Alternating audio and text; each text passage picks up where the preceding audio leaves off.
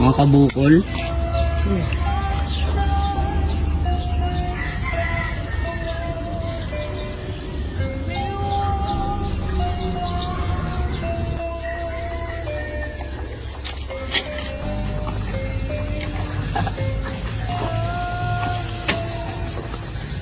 So ngayon guys, mag-aantay na lang tayo ng pupunta dito para magpagamot. Antayin natin kung may darating. Ngayong araw na to, antayin natin.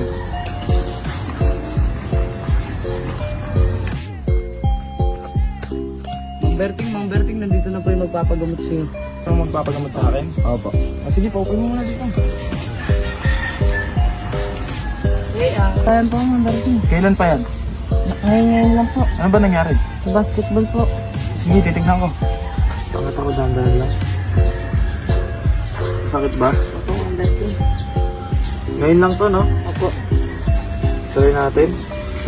Sabay banda masakit yan. Ito po, dito po. Sige, buka mo muna ang saglit. Kuha ko ng pampahit. Opo, Mang Berting. Ano? Dahan-dahan lang ulit.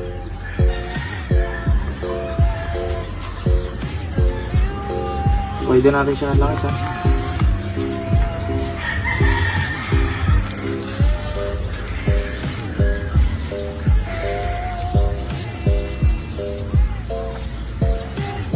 Dito yung masakit, no? Opo.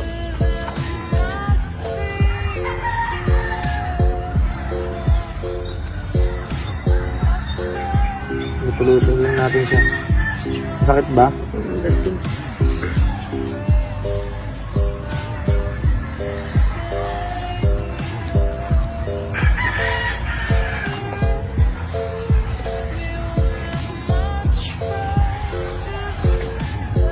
Tay, pawak nga ako dito, Tay.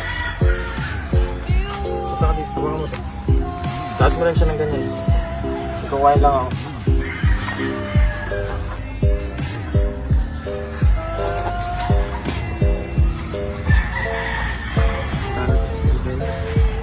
Lagyan lang natin siya ng dahon. Lagyan natin muna siya ng langis bago natin lagyan ng dahon. Nililot ko lang siya ng saglit.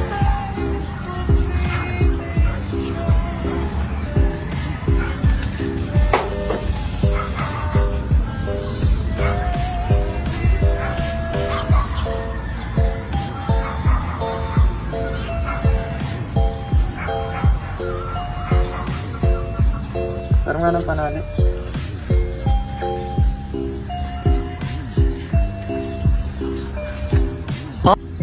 Tatalian muna natin siya. Opo, Mang Berting. 3 araw mo to bago tanggalin, ha. Opo.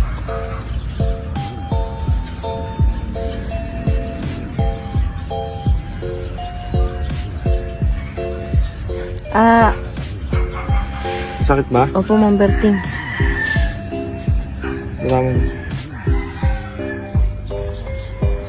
Gama muna.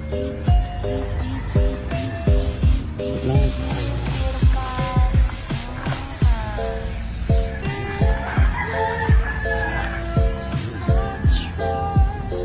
Tawag ka. Ito yung papainom mo sa kanya. Lalagain mo yan para painom. Para matanggal yung kerot. Sakit po, sakit po. Saan na? Tandaan lang. Sakit po, Mang Berting. Sakit ba? Opo, sobrang. Tandaan lang. Palalayin na ako siya. Okay na. Ito kayo. Dahan-dahan lang, ha. Opo. Papakuluan mo yung dahon na yan para mapainom sa kanya. Opo.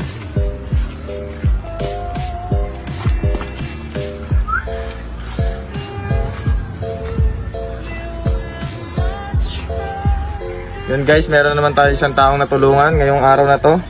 Kaya tutulog na muna si Mang Berting. Maraming salamat ulit sa inyo.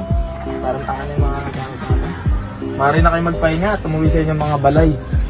Magpahinga na kayo at magpapahinga na rin si Mang Berting. Ingat kayo.